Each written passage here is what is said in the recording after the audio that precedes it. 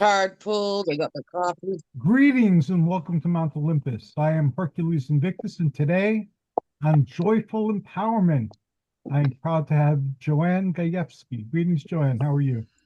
I'm great. Thank you so much. I'm happy to be back on the return of Joyful Empowerment. And tonight I have an amazing guest. I've known her for a few years now. We've worked together and done some spiritual work together. And I'll let her tell you a little bit about that. And she was an RN for many, many years, and she worked with kidney patients doing dialysis. She was specializing in that. She is a mother, a grandmother, and did you say a great grandmother now, Lori? Yes. And without further ado, I'm going to introduce Lori Root, which a lot of you know her. She's always on my lives and on the internet as well. And tell us a little bit about yourself, Lori. Hello, everyone. I'm Lori Brood, as Joanne said. I am a great grandmother now for 13 months. Nice That's number. Huh? amazing. She's 13 months old 2 days ago. I feel like she was just born.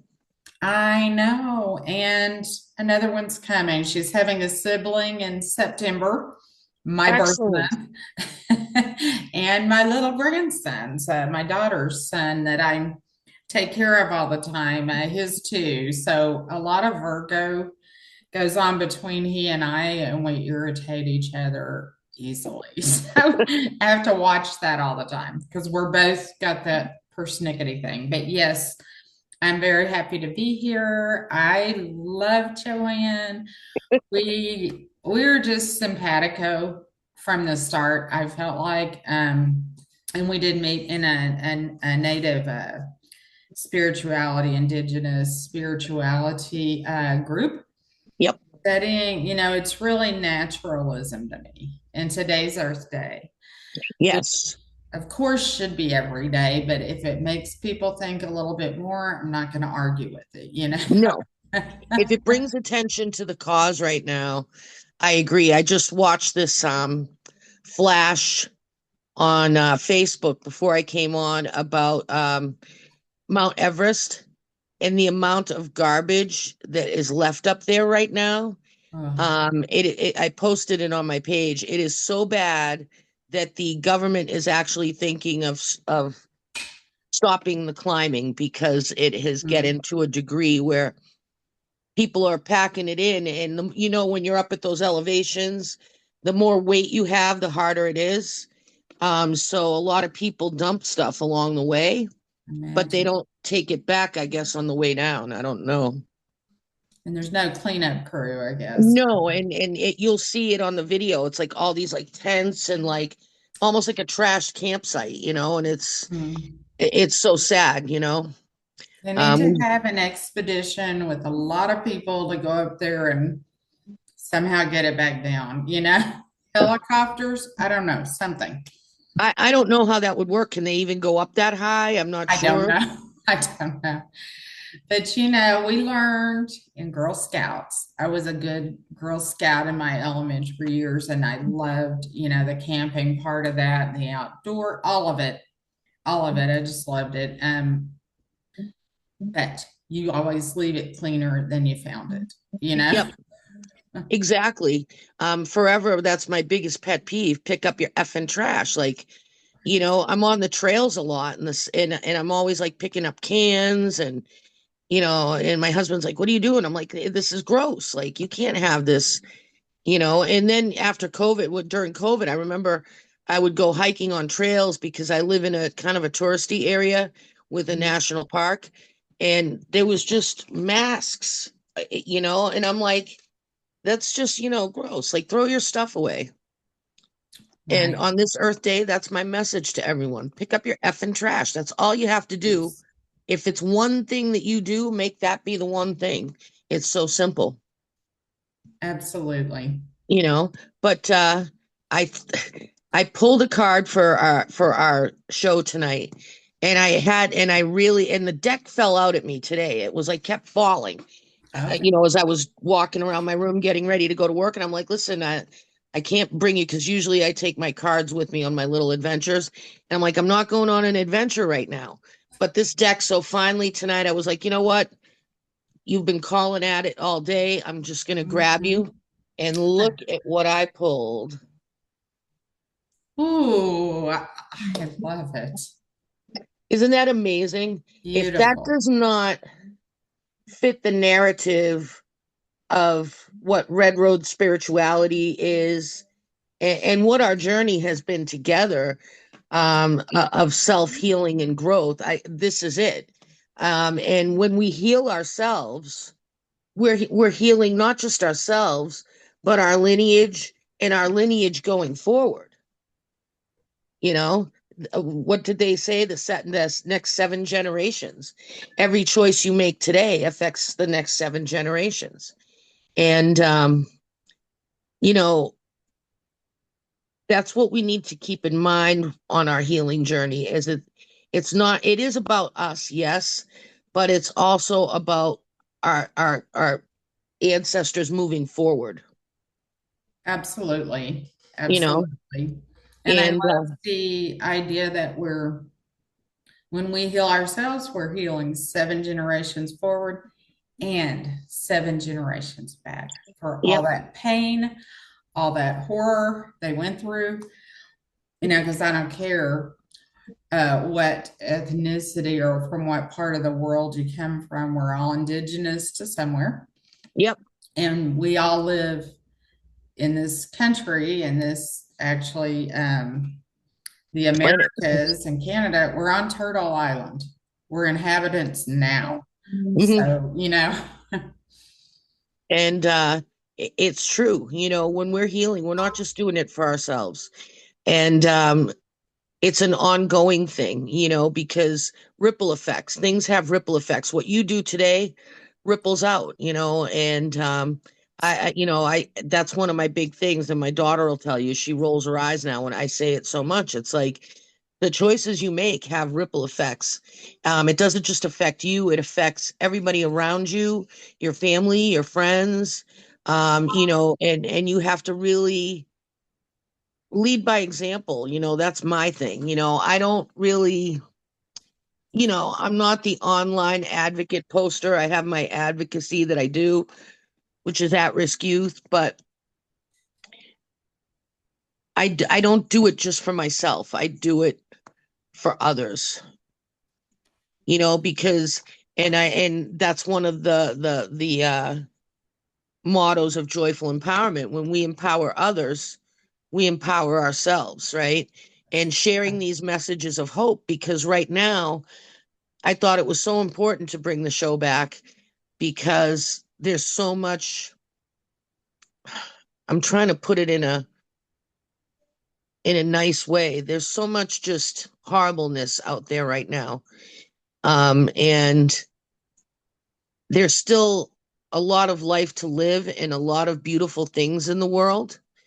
And if you focus on the beautiful things, you will find more of that. I'm not saying that there's not yes, things going on. I love it. Yeah. So gratitude is at the same vibration of abundance.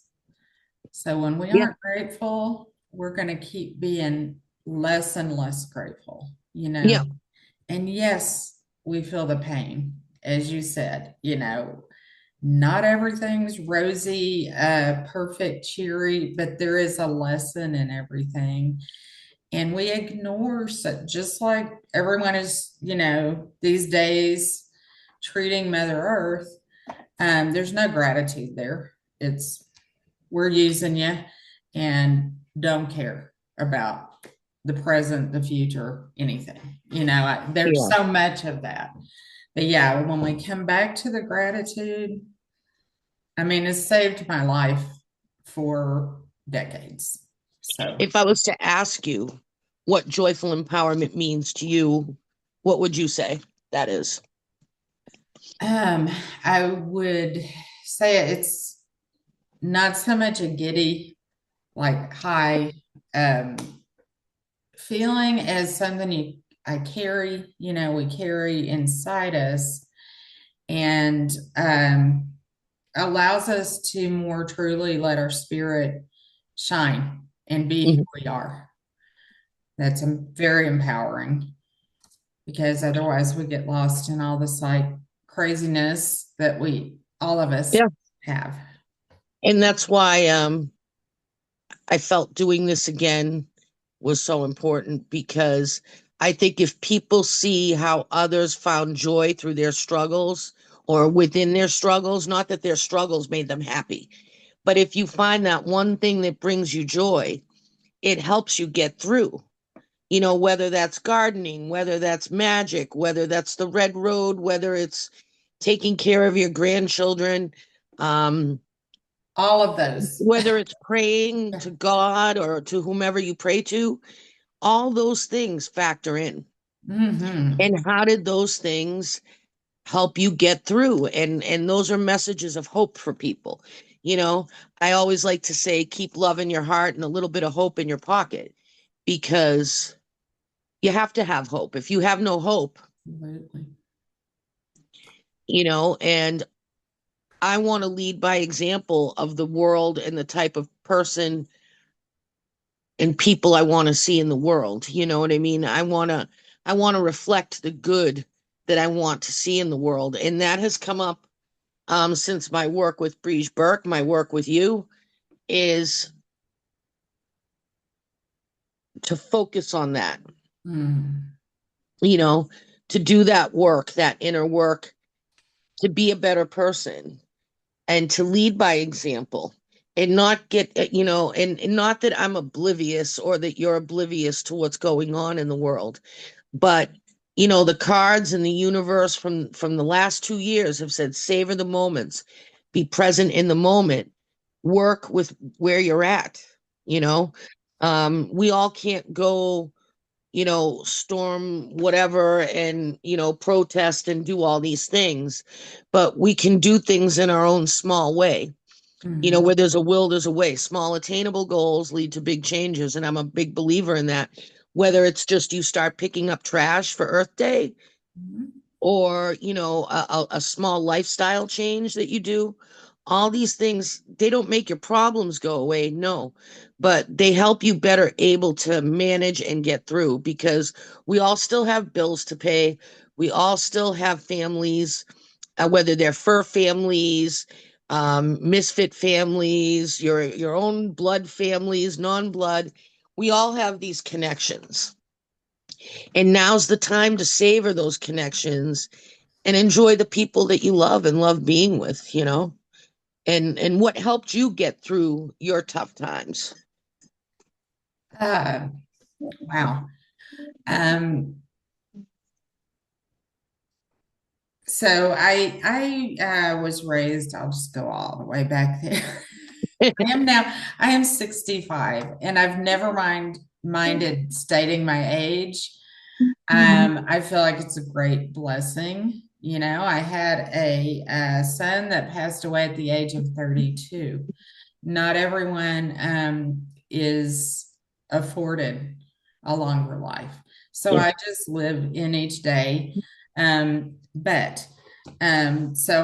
I grew up back in the 60s and 70s, 1960s and 70s. And that was when Earth Day originated in, I think, 1971 or 72. I was like 11 or 12 years old. And I admired the whole hippie culture, the whole peace, love, all Yeah. that. And then the Vietnam War was going on the whole time too, and the whole country was divided. Presidents, presidential candidate, the Kennedys was shot down. Martin Luther King. We had Malcolm X raising awareness all over the planet, just all of that. And so Nixon. I was a I told tiny, someone today, if we survived Nixon, we can survive this. right. Yeah. And it was, you don't know any different when I was in elementary school when a lot of that was happening. And I'd sit there and read. I'm really going into a deep story. Cut me off if I'm going too far. No, this is what it's about, because if people look at you now. You went through all this, but look at where you are now. And what got you through that, that's empowering. And somebody might need to hear that. And I firmly believe that, that's why I do all these different stories from people, because Yeah. someone out there needs to hear it. So my parents were very literary people. They loved literature, especially my mother. And so we had all these magazines in the house, and one of them was Life magazine. When it had the big pictures, it had the burned girl in Vietnam with the napalm running down the street. So Oh, I would be like 8, 9 years old.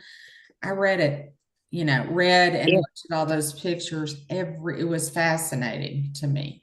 So between that and, the other like Reader's Digest, this or that, books and reading have always been some of my best friends. When I felt like I Yes. didn't have any, I always had those, and I'm still that way. I love to read.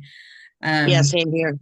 Right. And just learn, if you never stop learning, you always keep living, you Yes. know. And the brain, I find, stagnates, um to keep, and things change, perspectives change, and the more you listen to other people, the more you learn, and one a wise boss of mine told me that, Chip Gross, because I used to hate going to meetings, and I'm like, I hate hearing the same thing, or those like quality control meetings, and Mhm. like these like customer things or whatever, and I would be like, God, another one of these stupid things. And he's like, Joanne, he's like, we all hate them. He's like, but he's like, go in there and see if there's just one new thing you could take away that you didn't know before. Even if it's something that makes these meetings suck more, but at least, you know, you are you're getting a new aspect, a new perspective. So when I Mhm. when I do things that I really don't want to do, that's how I try to look at it. Yeah. Yeah. And it kind of I thought I had this volume all the way down. I'm sorry. You're Um, fine. you know, um, I would look at those forced meetings that weren't meaningful. The ones that are meaningful, where information's being shared and it's pertinent to the business, of course, great. Yeah. But those mandatory sit here, like you're a child at a desk or something. I would think, how can I help the mood here, the vibration here? How can I? Yeah. And sometimes I'd lose it, or so, there were people that would, they absolutely wanted to be my nemesis, and I did not always handle it well, but that was my intention. So I think there's a lot to be said for that. Um, so back to being a child, my father was very, and I think a lot of people back the last 2, 3 generations, depending on your age. My parents were born in 1926, both of them. Um, he had an Mine were in alcohol. the 30s, Yeah. 1930s. And they have, each generation that's, definitely true. Each generation has their own stamp, their own mores, the way society works, what's acceptable, what's not acceptable, all of that. And we're Hmm. formed by that. And then a lot of it we may have to keep reshaping that we don't agree with, Yep. for the rest of our life, because I'll find my thoughts sometimes just going back there, and it's like, no, I left you in the dust a long time ago. Get out of here, Yep. But so he was brutalized by his father, who was an alcoholic. He said he grew up in the ghetto of Detroit, is how he put it. Um, so he carried that on, Yep. he was not healed to him, the whole field of psychiatry, psychology was quackery. Yep. People did it as like the stars or the celebrities of the day. Oh, they're just doing that as a status symbol. Yeah. Well, no, I get because my parents were the same thing. They did certain things and said certain things, and it's like, and it's an attestament to their time, in their life. Yeah, for sure. Yeah, it's becoming, that's why I think we're wide open in the field, and it's the field that you are in, and I'm endeavoring to go into. I'm just in my early undergraduate. I've got about 60 more hours to get the Excellent. bachelor's in it. But I've always wanted to, and I became a nurse, and that helped people. And it was in a physical way. It was also, we're full bodied, And full I was gonna say, yeah, beings. nurses are more than just physical because Right. they're that one piece that's always there. Because the doctors come in once in a while, but the Mhm. nurses are there in the healing and in the trenches with you when you're in the pain, going, "Oh my God," Mhm. And that's another thing. Our generation, we were, and especially our parents' generation, you didn't show pain. You didn't show the Yeah. world. It was like a sign of Stoic. weakness, Yeah. you know, Yes. and everything had to look good on the outside. We had our Sunday best on, Hmm. but we might not have All been for feeling our show. Sunday best. Right. And then nobody knew all the dirty little secrets going on in everyone's home, you know, which kept us feeling, so there were six of us children. I was the fifth of six, and I was like the invisible child.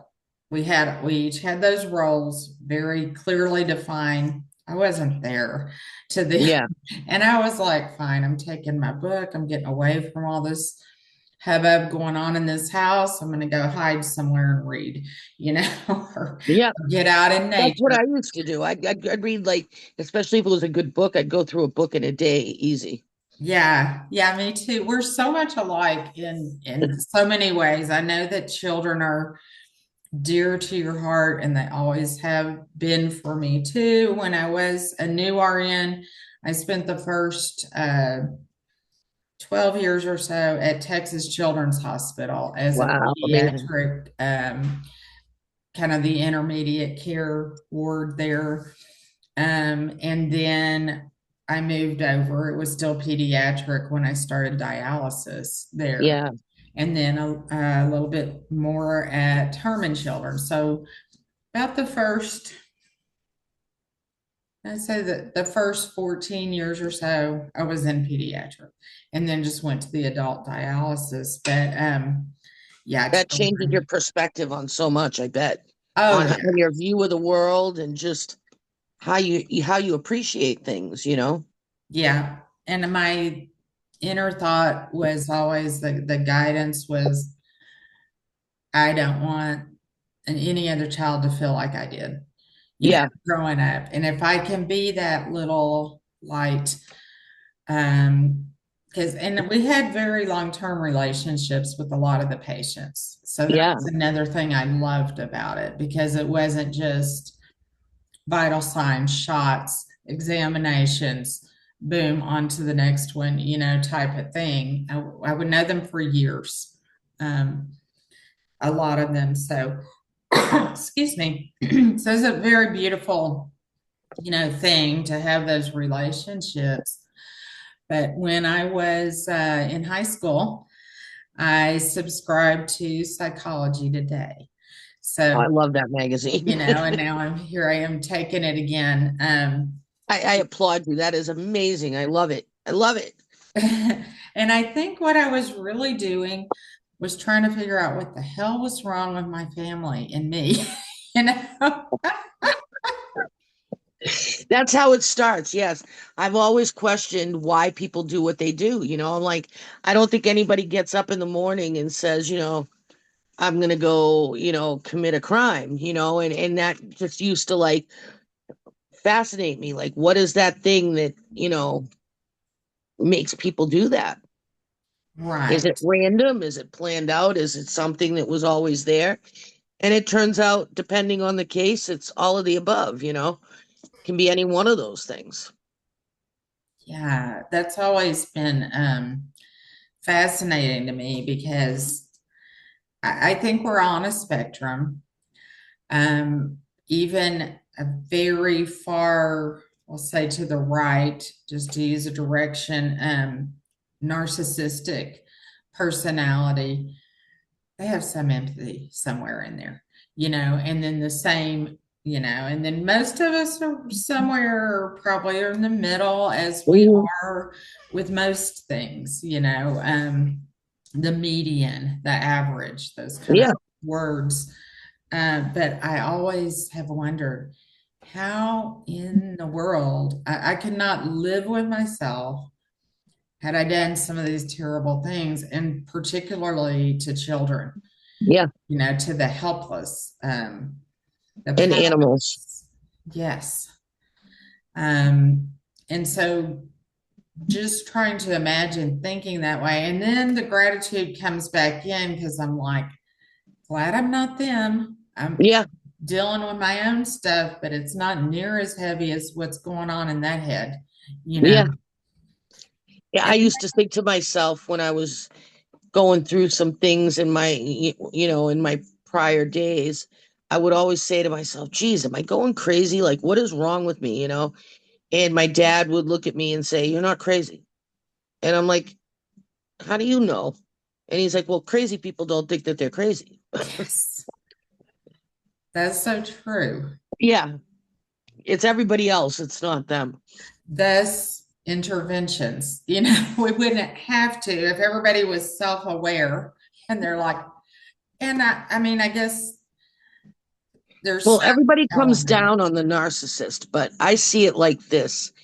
If you look at it statistically, I, f- I find it very sad because their positive outcome rate is very low because they lose people along the way. It's Mhm. very rare that they come for help. And when they do, their support systems aren't strong because of that. And their long-term outcomes are not so positive a lot of the time. And I tell people, I'm like, it's not just a passe thing, because now you hear the word all the time, narcissist, and it's like people have narcissistic tendencies, but true narcissism, I think it is a really sad thing, you know. Yeah, yeah, yeah. And it's hard because even if they want to heal, they have a hard time. Mm-hmm. Yeah. I just think of my healing journey, and I don't think we Yeah, ever get there. If someone says, "Oh, I'm perfectly healed," they got some work to do on that thought, first of even all. as a therapist, you're going to find out you're constantly learning. I'm still constant. I finished my book work a year ago, and I'm still reading books, reading journals, reading different outcomes because it's a things change, people change, theories get upgraded, modified, people add to them. Mm. And there's so many reasons, that you have to keep growing as a person and learn new perspectives. And I'm not saying at a psychological level, but I think somewhere along the line that was lost, like listening to other people's perspectives. Mm. I equate it to I used to work in a pizza shop in Nashua, New Hampshire. One of my favorite jobs. And I always used to be the last one leaving, even if I was the first one in, Mm. because everybody was like, "Oh, to end." I'd end up closing, right? And I remember one night I was there, and it was me, the bartender, and the other girl. I was supposed to leave, but this group of men came in, and they looked very disheveled. Like to look at them, you would have thought, well, maybe they're homeless or whatever. And she's like, well, can you take them? She's like, I really don't have time, and they're probably not going to tip anyway. And I was like, fine, I'll take them. I got to do side work and check side work anyway. And it's pizza. I mean, it's not like it's, we're doing a 5-star meal. And It turns out they were railroad workers that were doing the railroad and working that night, and they were dirty from the work, the welding and, working on the railroad. And I ended up getting like a $75 tip. Wow. And that taught me the lesson of never judge a book by its cover. Because really, to look at them, you would have thought, and it was worth it for me to stay that extra half an hour. And they Absolutely. were really interesting. They were telling me what they were doing, and they were really nice people. Yeah. And they really showed you how much they appreciated you for doing that, because they could have been Because they turned knew away they at the didn't feel door. like, we know it's 15 minutes to closing, but we're starving and we're sick of fast food and Taco Bell, and Yeah. we want a really nice pizza, Yeah. That's beautiful. Yeah. So I get what you're saying. I think as a society as a whole, we've kind of lost Yeah. that ability. I don't mean you and I mean the collective, Sure. you know. Yeah. I was thinking about that earlier today. The thought came through my head about how social media has really changed, our world. Like we wouldn't know each other without it, and so many other people, and added all these other connections that, if the way we lived for the decades before PCs and cell phones and everything, and then Yeah, eventually the social media, was kind of in our own little world. yeah. We We had, had we to went deal with a problem right there. right. So you might have church group, school group, neighborhood group, family, an extended family. That's about all you were going to know, unless it was, people in a professional sense. Um, Sorry, I just got a message. I had to bring it down.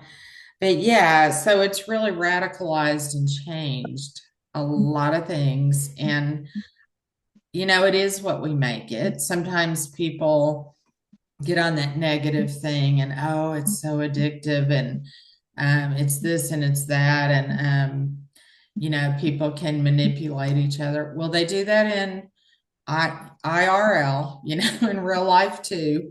And sometimes it's maybe easier to see on social media, especially after you become wiser about the clues and decide, I'm not going to be burned again. I'm going to see the red flags and actually heed them, not blow past them and think, Yeah, boundary setting has been huge for me. I know that, and for you as well.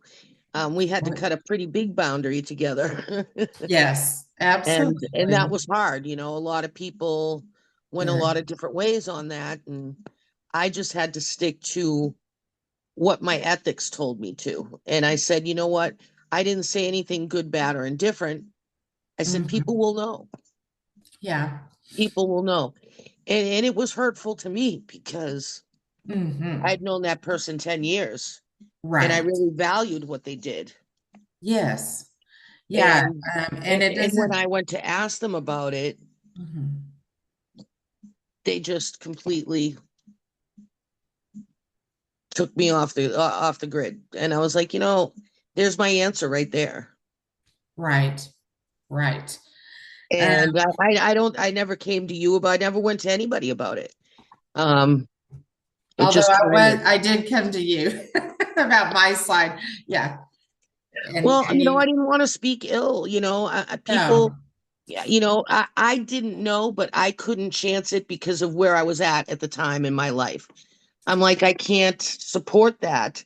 Yeah. You're saying one thing, but what you're doing in your real life does not line up. And that is, I protect women and children. I can't, Right. you know, And it's no unusual phenomena.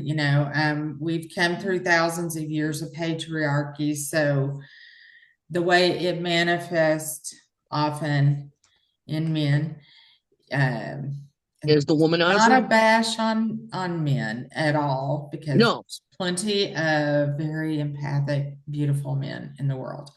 But leaders, like government leaders, church Spiritual leaders, leaders of any type, right? whether Spiritual, we see them in all areas, even in my spiritual path. There's so many people that talk a good game, but when you meet them, they're like pieces of crap. And I'm right. like, is this what I want? No, I don't want to align myself with that. Yeah, and it's not that the good isn't in there. I don't believe that. I believe No, there's just so much of crap, I in the know, but way. sometimes I think in the other case it was predatory Yeah. because, And I want to say they had a touch. unhealed. I think unhealed and unskilled are good words, Hmm. because I don't, the judgmental. I've got a little bit of tobacco and I feel like I'm going to put it down right now, because of the subject matter and wanting to be, helpful, Yeah, to the world. And prayers up every day yeah. for that person and for It's not his selective healing, spirit. you know? Yeah. And who knows, that's what rock bottom is all about, for many addicts and people with other, mental disorders and stuff going on, unbalanced things. One day, when it gets bad enough, a better choice than to, fly away, so to speak, or just Hmm. give up on this life, is to say, okay, and it doesn't matter how old you are or how young. Um, okay, this is it. My life changes now. Yeah, And not that that's easy, not that it's like, snap, I did it. It's definitely not. It's the opposite of that, but it's picking yourself back up, not beating yourself up, which has been something I've fought my whole life, me too. um, and keep going, take another step and realize your wins. Yeah, Celebrate your wins and sit back and relax sometimes and let the load and the heaviness of life go, because it's not supposed to be like that all the time. We can have exactly. joy, joyful It's okay, empowerment. people are like, it's okay not to be okay, but it's also okay to be okay. Yeah. And, empathy and understanding is not the same as sympathizing. And people mistake the two all the time. Mm, Empathy is I understand why and where you're coming from and how you could think that way. Sympathy is I'm on board with you and, here we go. right. Um, but walking the red road, I know helped me quite a bit through many things and through those teachings and learning to be thankful and to send up prayers and to that the smoke sends the prayer. It's that divine connection. It's Mhm. that connection with divinity. How did it help you? Like how has it shaped you? I know it shaped me Oh, very much. Like it. yes. Radical change, Yeah. and by doing ceremony every day and listening to the teachings. And when you start your day out that way in the morning, um, it stays with you all day. Yeah. And the practice of gratitude in the morning when I wake up, I'll be climbing out of bed. No, this is aching, that's aching. I've got to go uh, do this thing this morning I don't really want to do. And I'll stop myself, take that breath, and the gratitude. I've got to bring that gratitude up. And at bedtime, yeah. a reason for bedtime prayers, it's a sacred time when we're in dream world.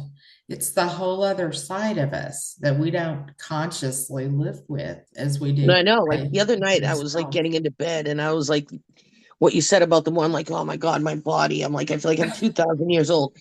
And then I'm like, wait a minute, I'm just glad to be alive and to be breathing, and I'm grateful right now because so many people have it a lot worse than I do. Yes. And do you find, I find that when I do pull myself back into the gratitude, and it's a constant daily, it's living a conscious life It to takes do work. that. Let's face reality. It's work. Yes. Yeah.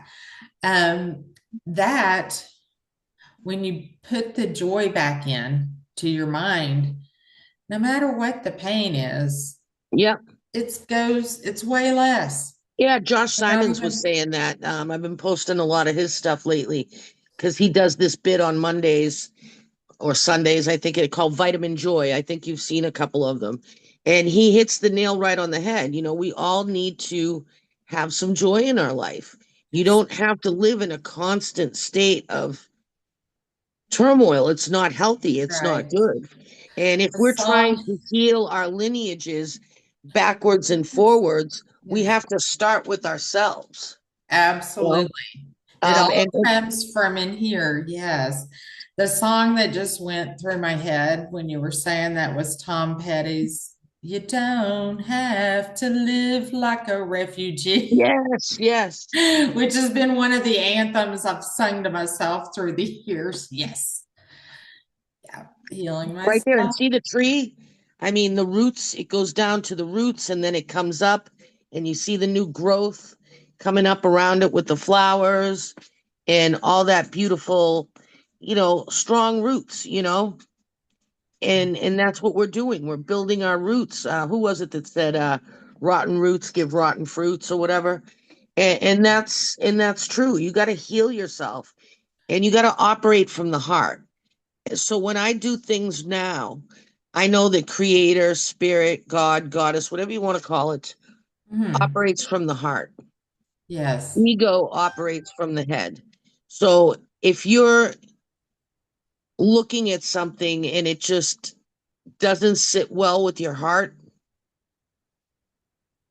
right there, then it's not from spirit, Right. We lose that that intuition. connection. Yes. And we're born with it. That's what's so beautiful about babies.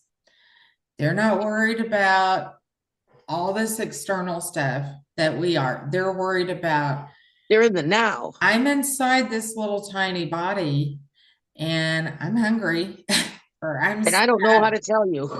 right? I need to be held. I need to see smiles and not hear a bunch of chaos going on. They know. They Yeah. definitely live in the now, in the moment. And there's just a wisdom. Heard that said that the babies are born with all this wisdom and then we kind of get it beaten out of us. And, Yeah, you get and you they become we become jaded. yes. Um, through different things, through, just societal norms, cultural norms, and, Hmm. people thinking, oh my God, you're communing with the devil. And it's like, no, Hmm. I'm connecting with the divine, Yes. the God, the goddess, that energy, that healing, that power, you Yeah. know. And what are the gods and goddesses? They are archetypes.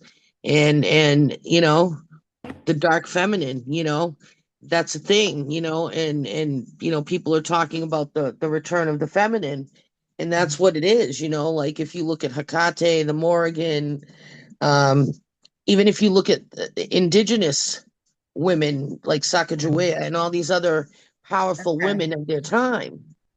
Yes. White buffalo calf woman. Yes, She yes. she turned that And guy look at to her dust. prophecy, she was spot on. Yes. That guy, narcissist, just call it narcissist, interested only in sex. All she was good for was sex. Ash. You know, Yeah, how much darker can you get than that? But it is yeah. beautiful and it's enlightening. I and find it, it and it fascinating. Yeah, like how women had these like powerful archetypes to them. And then over time, we've just been, and then they separate us by all other things, by color, by this, by Oh, yes. religion, by that. And it's like, because they know if we collectively got together, is because as women, which, we have more in common, no matter what color, what your sexuality is, what your religion Mhm. is, whatever your political view is. We all go through the same type of physical and mental changes throughout our life to some degree. We have more in common than we don't. Yes. And we have to return to that way of thinking. I think there's a meme out there, we need to start shelling beans with our grandmother in the garden again. I remember doing that. I used to have to do that all the time. Sit with my grandmother and my mother. It was either the beans, the tomatoes, or something else, right? And we had to pick them up and do it. And I couldn't go out until we were finished, So Mhm. my friends would join in and to help me get it done, and we would all sit around, and my grandmother and, my mother, even though, she did have some good parts to her, Mhm. would tell stories. Yeah, And, like Jim says, around the kitchen table, these are where all these traditions and things were passed on. absolutely. And now that you, absolutely. And we've lost a lot of that in our technical age and in our, we buy everything at the grocery store or go out to eat for our food. We're so disconnected I'm from Mother convinced Earth. the And reason I am still alive right now is because the first 25 years of my life, I ate out of the garden. Like I did no processed foods at yeah, all. yeah, beautiful. Yeah, you have a strong, I'd go right in the garden and I'd pick a tomato, and there's nothing like that taste of that fresh picked tomato that, and they uh, would, they would save the seeds over the years. What do they call it? Heirloom them. And, I would go out there and I'd just grab a tomato, and I could still smell the vine and, that connection to just the earth. And my grandmother, God love her, she was out there till she was into her 90s. yeah, And my parents too, my my dad, up grandmother until he too. passed away. Yeah, my grandmother and grandfather were born in the 19th century, at the end of it, like 1896 and 1894. I think my mother's parents, I never knew my father's. Um, and in the 60s, when I was a kid and we used to get to go, they lived out near Galveston Bay, right on the bay, actually. I lived up in Houston. So every weekend, just about, we'd go have at least Sunday dinner over there. And then the kids, out of 6 kids, my parents always loved to parcel some of us off at a time. We spent a lot of summers, weeks and weeks during the summer. So they grew all their own food in the garden. My grandfather, little bitty guy, with a gimpy leg because he was working in a factory one time and got it messed up. So he walked like, Ray Charles or whatever. And he would work that Yep. garden, work those fruit trees. That was his job. And then she hand cranked her wash in one of those old, Yeah.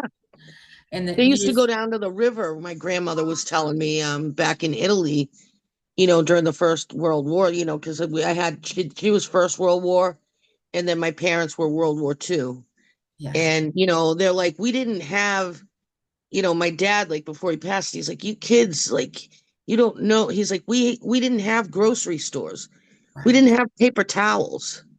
We didn't have all these conveniences that you have. We had corn cobs and an outhouse kind of thing. Yeah, exactly. And he's like, if they blew up a field, that was your food.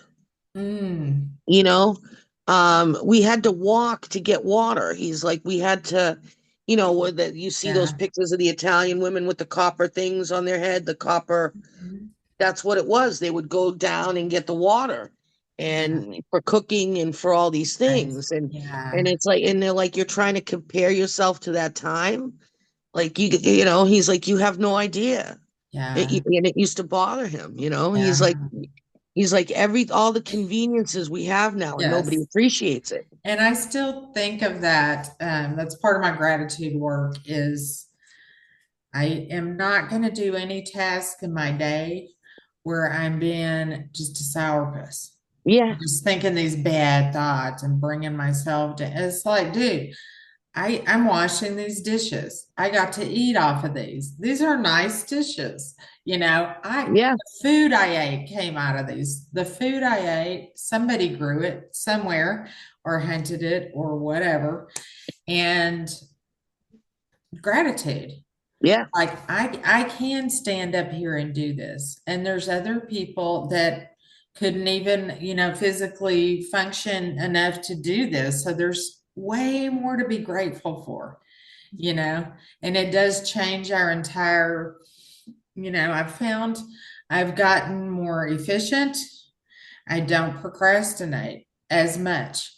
Yeah. I'm still I'm queen messy as heck. procrastination over here. So you're Well, I I'm the like, one up doing 3 a.m. term paper going, I can get this done. I got like 20 minutes oh yeah. to Well, I'm submit. doing that now too, like with the schoolwork, but it's more, I think, oh, getting okay. I've got And a weird thing on my screen, sorry. But I did want to step back real fast and correct too, because you said your mother wasn't all bad. And of course she wasn't, and I really feel that no one is, although some people we have to search hard to find the good pieces, like say Hitler or whatever. But my dad was heroic. I told you that he was a rageaholic. He didn't mind smacking his kids around, all of that stuff. He made us all, we were all put into these categories. He was very mistrustful, lots of things. He always worked. He always kept a roof over our heads. He did have some sorrow, some regret, but he couldn't quite bring it out and just say, I'm sorry. I need Yeah. to stop behaving like this. He was ruled by all that damage, that trauma in his head, and he was stuck there. They weren't allowed to express it, Right. Men, girls, big girls don't cry and men don't cry at all, They Right. had to hold that emotion in. Right. But he and my mom did everything they could. She was a secretary. He was a salesman. He was also profoundly deaf. He wore hearing aids. And so he felt a part of apart from the world in that way. And he refused sign language because he was ashamed. They tried to teach him in school, and he's like, no, I'm a good lip reader. And he was. He could read your That's lips amazing. across the house, Wow. But yeah, so he was heroic to me. And when I was grown and had some really hard trauma in my 20s with my children and my husband and some bad abuse, and no job and all that stuff, he was my rock. And at that time in my 20s, when my parents, they didn't have money, but they helped me emotionally, physically, and with the children and that kind of stuff. Um, I thought at like 26 years old, wow, they love me. They don't say this, but they love me. They're showing me, and it changed my life. So Yeah. I had to put the caveat in there because I realized I left his story in a very negative place. And Oh, see, and I know the story, so I didn't even think of it. I'm sorry. yeah, yeah. you know, and I wish I could have, I wish I could get that with my mom. I've tried, it is what it is. It's Yeah. bittersweet, but it's just for my own sanity's sake, I had to just, and she made it perfectly clear after my dad passed what her position was on it. So, Mhm. as you wish. That was my thing. I'm not chasing people anymore. You know, I'm not chasing you to do your healing. I'm not chasing you to clean your room. I'm not chasing people anymore. You know the tools, you know where they are, you know what you have to do. you Mm-hmm. know? And again, it goes back to by healing these things and empowering ourselves, we're going to heal backwards and forwards. We're doing it for them, because I'm breaking that cycle moving forward. My daughter is going to break that cycle. Yes. She's tougher than I am, for God's sakes, and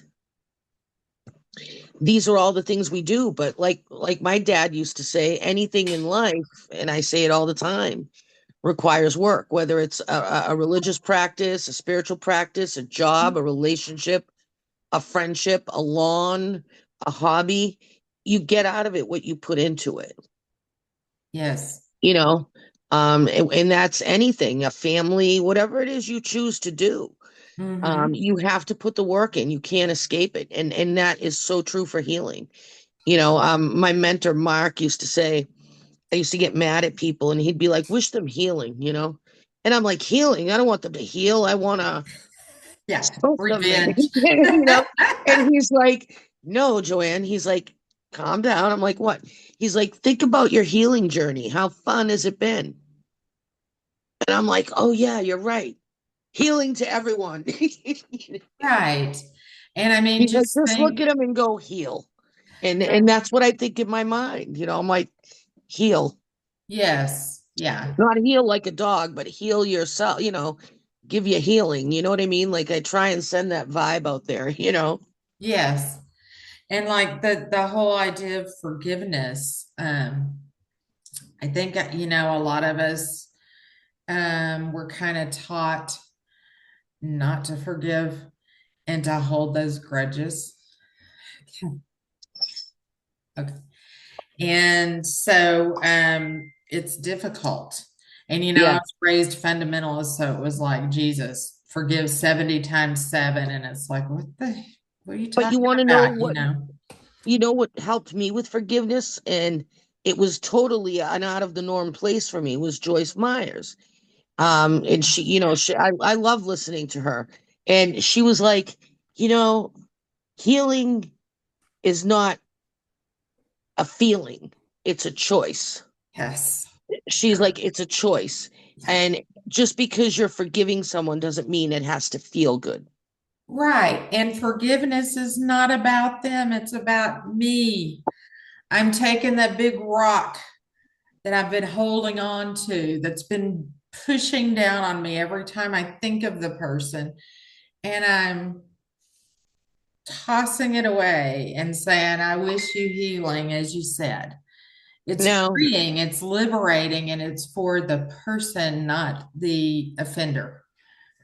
so if anybody wants to work with you or learn about Red Road or about you, do you have anything where they can get a hold of you or You can just contact me on Facebook. I am a certified life consultant, but I kind of went down that road and got all the training and set up a business, and then I'm like, I don't like to sell. I don't like yeah, to I don't sell either. myself. It's not fun for me. Talking to people and helping people is wonderful, but that's not. And so I'm like, I'm going back to school. We That's need to hire Hercules as our promoter and open a healing facility. yeah. So yeah, just We on need to explore Facebook, that. I answer messages generally, and I think we have several friends in common anyway. So thank you. Most everybody knows Lori, and now you know Hercules. So here's another person to help get your message out there. Yeah, wonderful. Nice to meet you. Nice to meet you too. Thank you both for all your thoughts and insights and intuitions, and they were all eloquently stated and left me with a lot to think about. So thank you. Thank you for, bringing me back home to Mount Olympus, and thanks to everybody out there Well, we listening missed to you, us. so it's great to have you back, and happy Thank you. birthday to both of you. Thank you. Thank you. Hey, namaste. Happy Earth Day.